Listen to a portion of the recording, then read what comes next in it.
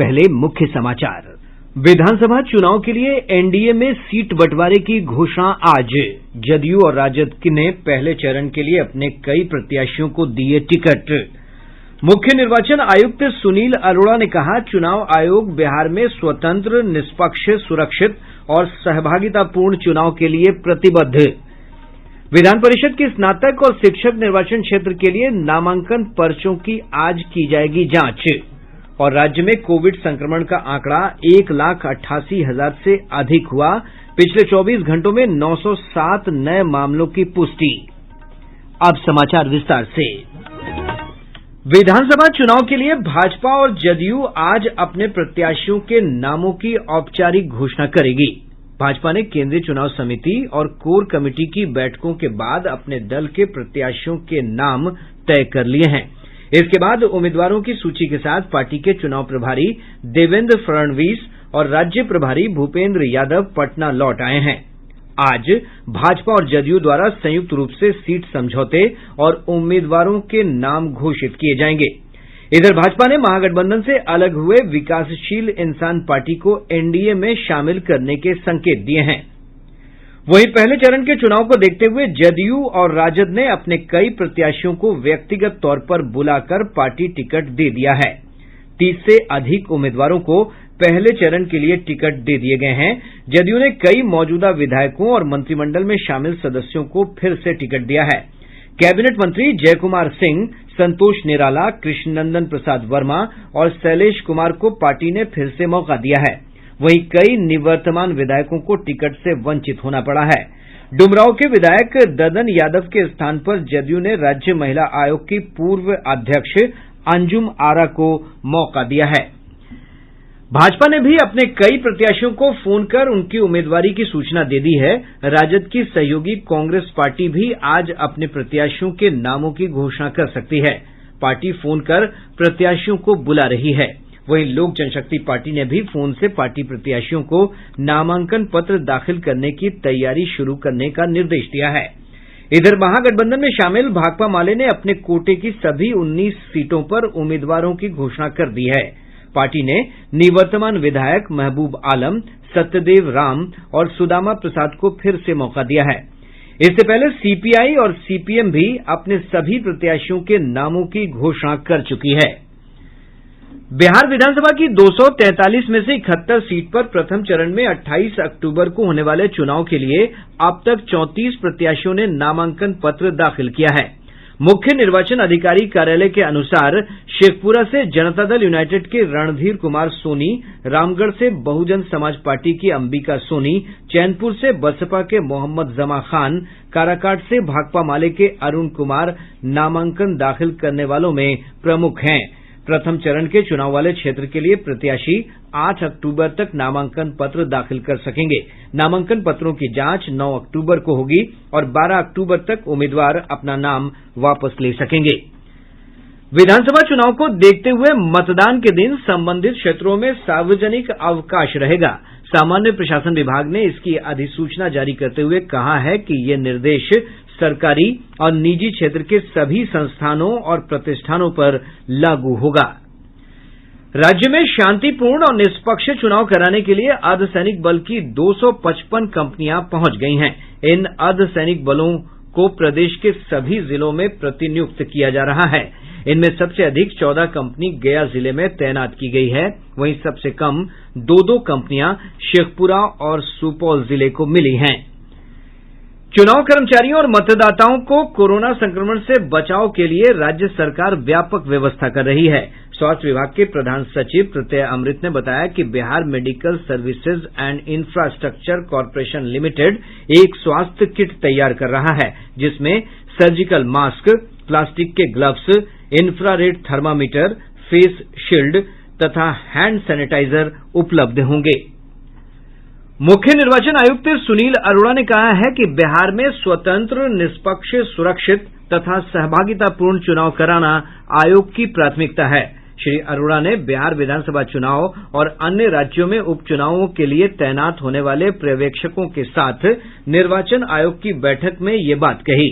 उन्होंने कहा कि बिहार में चुनाव कराने का फैसला लेने से पहले आयोग ने विस्तृत विचार विमर्श कर स्थिति का आकलन किया है। इस चुनाव में अतिरिक्त सावधानी बरतने पर जोर दिया जा रहा है, क्योंकि महामारी के बीच होने वाले विश्व के सबसे बड़े चुनाव पर विश्व समुदाय की पैनी नजर रहेगी। मुख्य निर्वाचन आयुक्त ने बताया कि मतदाताओं में विश्वास जगाने के लिए सभी प्रयास करने होंगे, जिससे मतदाता सुरक्षित और स्वतंत्र रूप से वोट डालने के लिए मतदान केंद्र पर आएं। बैठक के दौरान निर्वाचन आयुक्त सुशील चंद्र ने बताया कि आयोग ने 2 विशेष व्यय पर्यवेक्षक पहले ही नियुक्त कर दिए हैं। अगर जरूरत हुई तो और विशेष पर्यवेक्षक भी नियुक्त किए जाएंगे। बिहार में विधान परिषद की 4 स्नातक और 4 शिक्षक निर्वाचन क्षेत्र के द्विवार्षिक चुनाव के लिए कल नामांकन दाखिल करने के अंतिम दिन 71 उम्मीदवारों ने नामांकन का पर्चा दाखिल किया। निर्वाचन कार्यालय के अनुसार कल विधान परिषद के पटना स्नातक निर्वाचन क्षेत्र से कांग्रेस के दिलीप कुमार और जनता दल सेकुलर के हुमायूं अंसारी समेत 15 उम्मीदवारों ने नामांकन दाखिल किया। इसके साथ ही तिरहुत स्नातक क्षेत्र से जदयू के देवेश चंद्र ठाकुर ने नामांकन पत्र दाखिल किया।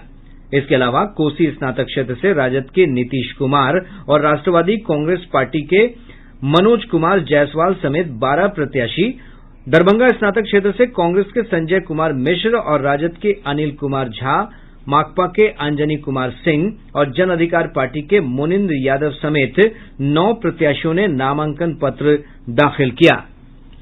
वहीं पटना शिक्षक निर्वाचन क्षेत्र से राजद के नारायण यादव समेत 15, दरभंगा शिक्षक निर्वाचन क्षेत्र से भाजपा के सुरेश प्रसाद राय समेत 9, सारण शिक्षक क्षेत्र से जनता दल राष्ट्रवादी के अवधेश कुमार समेत 5 और तिरहुत शिक्षक निर्वाचन क्षेत्र से भारतीय कम्युनिस्ट पार्टी के संजय कुमार सिंह के अलावा 4 निर्दलीय उम्मीदवारों ने नामांकन पत्र दाखिल किया।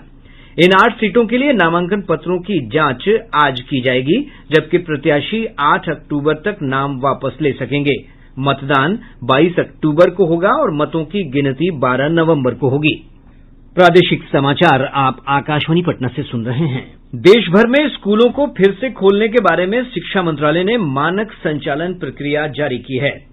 15 अक्टूबर के बाद धीरे धीरे फिर से स्कूल खोलने संबंधी दिशा निर्देश 2 भागों में विभाजित हैं, जिनमें स्वास्थ्य मंत्रालय के दिशा निर्देशों के अनुसार स्वास्थ्य और सुरक्षा के पहलू शामिल किए गए हैं। इनमें सुरक्षित दूरी बनाए रखना और मास्क पहनना आवश्यक किया गया है। दिशा निर्देशों का दूसरा भाग शैक्षिक पहलुओं और महामारी के बीच शिक्षण पद्धतियों से संबंधित है। इन निर्देशों में लॉकडाउन के दौरान घर पर आधारित स्कूली शिक्षा से स्कूल प्राधिकारियों द्वारा औपचारिक स्कूल शिक्षा में सुचारू परिवर्तन पर बल दिया गया है। शिक्षकों से कहा गया है कि वे आईटी टेक्नोलॉजी के अपने कौशल को बढ़ाएं, जिससे कक्षा में उसका समुचित इस्तेमाल किया जा सके। स्कूलों को स्वयं की मानक संचालन प्रक्रियाएं तय करने के लिए भी प्रोत्साहित किया गया है। राज्य में पिछले 24 घंटे के दौरान 907 लोगों के कोविड-19 की चपेट में आने से राज्य में अब तक कुल पॉजिटिव लोगों का आंकड़ा बढ़कर 1,88,858 हो गया है। वहीं 9 संक्रमितों की मौत से मृतकों की संख्या बढ़कर 924 हो गई है। वरिष्ठ स्वास्थ्य विशेषज्ञ डॉक्टर बलविंदर सिंह ने कहा है कि जाड़े में सांस नली में संक्रमण बढ़ जाता है, इसलिए मौसम में बदलाव होते ही कोविड-19 संक्रमण की गहन निगरानी जरूरी है। लेकिन जैसे सर्दी आती है तो ये वायरस ज्यादा एक्टिव होने के चांसेस होते हैं और ये ज्यादा स्ट्रांग हो जाता है। आने वाले सर्दी के मौसम में ये कोरोना का वायरस जो है फिर से एक बारी फिर से स्प्रेड करता है। एक सर्ज आ सकती है जिसको हमें बहुत ध्यान से देखना समझना होगा। पहले उसको भांपना होगा और कंटिन्यूअस मॉनिटरिंग करनी होगी। जितनी भी पहले जैसे स्पेनिश फ्लू हुआ है या सार्स या मर्स हुआ है, ये विंटर में बहुत ज्यादा एक्टिव होती है। तो इसी तरह से ये अंदेशा है कि विंटर सीजन में कोरोना का ये वायरस जो है ये बढ़। डॉक्टर बलविंदर ने कहा कि स्कूलों में बच्चों के बीच इस महामारी के संक्रमण का काफी खतरा है। इसे देखते हुए अत्यधिक सावधानी बरतने की आवश्यकता है। बच्चों से इन्फेक्शन बिल्कुल हो सकता है और बच्चों से इन्फेक्शन ये स्प्रेड भी करता है। 0 से 5 साल की उम्र तक है, उनसे भी इन्फेक्शन हो सकता है। बच्चे जब स्कूल में जाते हैं तो वो ग्रुप बना लेते हैं, बच्चों बहुत मुश्किल है रोकना। ये थोड़ा सा बच्चों के अंदर कहते हैं कि थोड़ा सी चंचलता होती है, वो बातें करते हैं, इकट्ठे बैठ जाते हैं। एक बच्चे को होने का मतलब ये है कि बाकी बच्चों को भी हो सकता है कोरोना। बच्चों को रुमाल दीजिएगा, हैंड सैनिटाइजर उसके बैग में डालिएगा जब स्कूल जाते हैं, और बच्चों को सोशल डिस्टेंसिंग के बारे में समझाइएगा। प्रदेश के विभिन्न सामाजिक संगठनों ने राजनीतिक पार्टियों से बच्चों के मुद्दे को उनके चुनावी घोषणा पत्र में शामिल करने की मांग की है। संयुक्त राष्ट्र की संस्था यूनिसेफ और चाणक्य विधि विश्वविद्यालय की ओर से पटना में आयोजित वेब गोष्ठी में विभिन्न संस्थाओं के प्रतिनिधियों ने कहा कि विधानसभा चुनाव में पार्टियों को राज्य के करोड़ों बच्चों के हित की भी बात सोचनी चाहिए। यूनिसेफ के कार्यक्रम पदाधिकारी शिवेंद्र पांडे ने कहा कि बच्चों की शिक्षा, स्वास्थ्य, टीकाकरण और कौशल विकास के मुद्दे अभी चुनाव में नहीं दिख रहे हैं। राजनीतिक दलों को इस पर गंभीरता से सोचना चाहिए। बंगाल की खाड़ी में बने चक्रवाती सिस्टम के कारण प्रदेश के कई क्षेत्रों में बारिश हो रही है। पटना मौसम विज्ञान केंद्र के वैज्ञानिक शैलेंद्र कुमार पटेल ने बताया कि बंगाल की खाड़ी से आ रही नमी के कारण कई इलाकों में बारिश हो रही है। उन्होंने कहा कि इससे आज भी प्रदेश के कई हिस्सों में अच्छी बारिश होने की संभावना है। वहीं मौसम वैज्ञानिकों का कहना है कि ये मानसून के लौटने का संकेत है। वैज्ञानिकों को इस बारिश को धान की फसल के साथ साथ रबी की बुआई के लिए लाभदायक बताया है। प्रदेश में 11 अक्टूबर से पोलियो मुक्त अभियान एक बार फिर शुरू हो रहा है। स्वास्थ्य विभाग के अनुसार इस अभियान में आशा, एएनएम और ममता कार्यकर्ताओं को लगाया जाएगा। कोल्ड चेन सेंटर से दवा आपूर्ति और अन्य कार्यों की जिम्मेवारी पीएसी प्रभारी की होगी। मछली पकड़ने के दौरान जाल में फंसे डॉल्फिन को मुक्त करने पर 2500 रूपये दिए जाएंगे। पटना वन्य विभाग की डीएफओ रुचि सिंह ने बताया कि मछुआरों के जाल को अगर डॉल्फिन काटती है तो उसकी राशि भी अलग से दी जाएगी। पटना जिले के दानापुर रेलवे स्टेशन के पास से पुलिस ने 4 किलो गांजा के साथ एक व्यक्ति को गिरफ्तार किया है।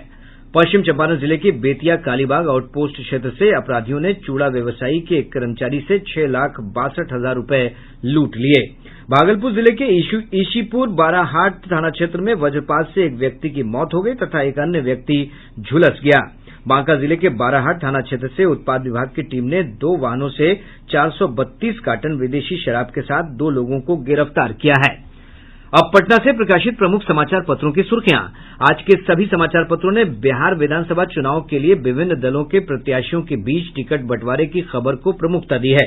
हिन्दुस्तान की सुर्खी है जदयू राजद में बंटने लगे सिंबल। दैनिक जागरण ने लिखा है राजद ने तय किए प्रथम चरण के 33 प्रत्याशी, कई सीटों पर विमर्श। दैनिक भास्कर ने लोजपा के राष्ट्रीय अध्यक्ष चिराग पासवान के हवाले से लिखा है भाजपा लोजपा की सरकार बनेगी, तेजस्वी मेरे छोटे भाई। प्रभात खबर ने पूर्णिया जिले में मलिक हत्याकांड पर आरक्षी अधीक्षक के हवाले से लिखा है साक्ष्य मिला तो नामजदों पर कार्रवाई। और अब अंत में मुख्य समाचार एक बार फिर।